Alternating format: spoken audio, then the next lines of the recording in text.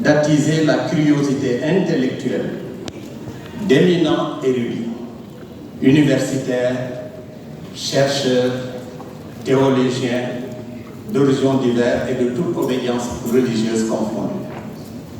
Mais aussi et par-dessus tout, d'être écrite avec passion, adoration, soif de découverte et quête dévorante de connaissances.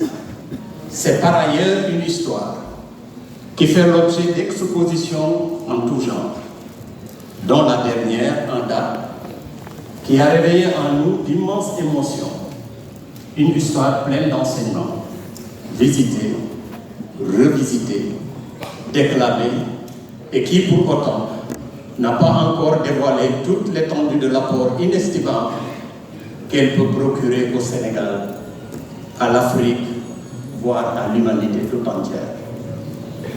C'est donc dire que Cheikh Ahmadou Bamba est une force.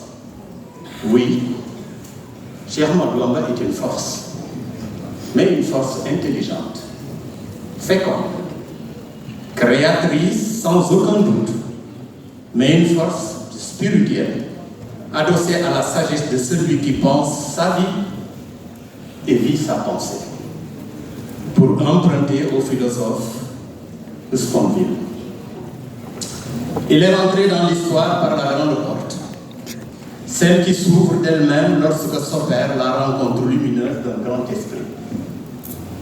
On peut sans risque de se tromper dire qu'il s'y est installé pour longtemps, encore au vu surtout des bouleversements qui frappent nos sociétés actuelles et nos communautés de vie sur le plan économique, scientifique, spirituel et politique d'une part, et d'autre part aux nombreux questionnements auxquels ces dernières sont confrontées et qui attendent des réponses concrètes à la hauteur des enjeux. Monsieur le Président, c'est la raison pour laquelle ces journées n'ont beaucoup plus d'importance. Il ne s'agit pas seulement de se limiter à une contemplation payante des photos qui nous parlent et nous interpellent. Il ne s'agit pas non plus de dépoussiérer l'histoire de cette génération bénie, comme j'ai l'habitude de le rappeler souvent, et avec juste raison, et de le monter au pinacle, ce qui n'est que justice. Il ne s'agit pas non plus d'être seulement transporté de fierté, d'admiration, comme nous pouvons l'être en bon temps les mourir, devant les écrits, les récits de voyage, les reliques ou des images fortes de notre vénéré Cheikh Ahmadou Bamba. Ce serait de toute évidence trahir sa mémoire, dévoyer sa mission et marcher à contre-courant d'une histoire qui, comme vents et marées, se consolide chaque jour davantage au fil des ans. Il s'y ajoute, comme je l'ai laissé entendre à l'entente de mon propos, que Cheikh Ahmadou Bamba nous a légué un patrimoine matériel et immatériel d'une dimension exceptionnelle par sa diversité et par sa profondeur. Un puits intarissable de savoir, de savoir-être et de savoir-faire qu'il sera tout simplement incompréhensible, voire inadmissible, de ne pas transmettre à nos jeunes générations, souvent prises dans le feu roulant d'aspirations toujours plus élevées, au moment où s'amenuisent cruellement les repères et fondements de la cohésion et de la stabilité de nos communautés.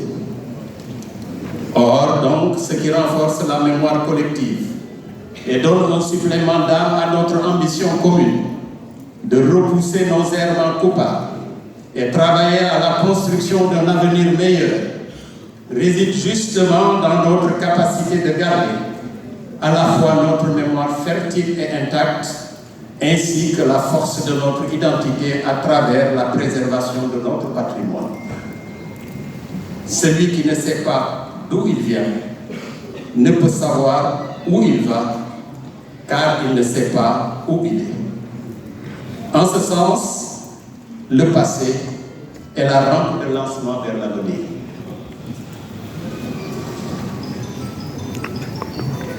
Aussi, c'est le lieu pour moi de profiter de cette tribune pour porter la voix de ceux de plus en plus nombreux qui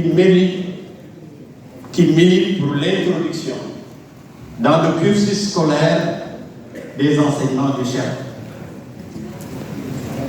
Monsieur le Président, ce vœu nous le formulons à votre égard. Vous avez beaucoup fait pour notre communauté. Soyez-en remerciés. J'ai été toujours témoin des remerciements et de la gratitude que le Cheikh, notre guide Cheikh Mouhamadoul Mountakha, a toujours porté à votre auguste personnage.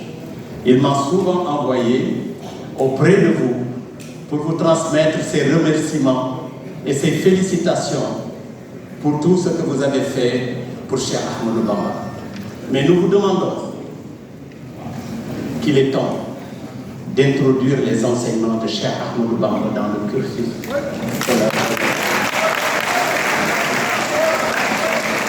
Monsieur le Président, l'histoire de Khadimou Rassoul est un hymne à la dévotion pleine et entière à Dieu, à son prophète Mohammed sallallahu alayhi wa sallam, mais aussi un éloge de travail, de l'éducation et de la formation pour apporter à soi-même comme pour être utile à la communauté. Dans un cas comme dans l'autre, à chaque fois le Saint-Homme est allé au bout du bout de ce qui était jusque-là humainement inimaginable. Autant dans sa quête spirituelle que dans sa quête de savoir et de savoir-être. Il aura ainsi passé en revue divers sujets et disciplines, des sciences humaines et islamiques dans leur aspect théorique et pratique à la fois. Le théologien pakistanais, Cheikh Habibullah Hakami, qui ne s'est pas trompé, lui qui dit avoir traduit en pakistanais en langue ourdou certains écrits de Serigne Touba et les avoir publiés ensuite à l'université de Karachi et dans un journal local que j'ai eu le plaisir de visiter lors de mon périple au Pakistan, quand nous confectionnons le memento économique et juridique des États membres de la conférence islamique. C'est donc dire que Cheikh Ahmadou Bamba a bien semé la bonne graine dans le champ du savoir, au point de faire des émules et de susciter des vocations partout dans le monde. Mais il est allé encore plus loin, à la lumière de sa pensée et de son action quotidienne, et en montrant l'exemple.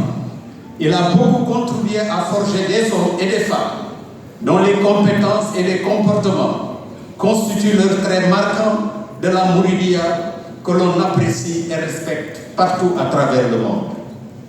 Monsieur le Président et chers invités, le vénéré Cheikh Ahmadou Bamba, ne se connaissant pas de frontières, ni de race, ni de couleur de peau, il a d'ailleurs dit dans son fameux livre Massalikul Jinan. Un homme disait de l'autre, sans le connaître et le nommer. Il disait, il a su, dans l'âge des passions, vaincre et subjuguer des ennemis 100 fois plus redoutables, vaincre et subjuguer l'orgueil qui livre aux flatteurs, vaincre et subjuguer l'envie qui méconnaît les talents et les vertus, vaincre et subjuguer la colère qui égare la raison, vaincre et subjuguer l'interférence qui la trouble, vaincre et subjuguer l'amour de l'or qui dessèche les âmes, l'or, la richesse qui dessèche les âmes, la paresse qui les engourdit et la volonté qui les dégrade. Voilà Cheikh Ahmadou Bamba. Voilà une leçon de vie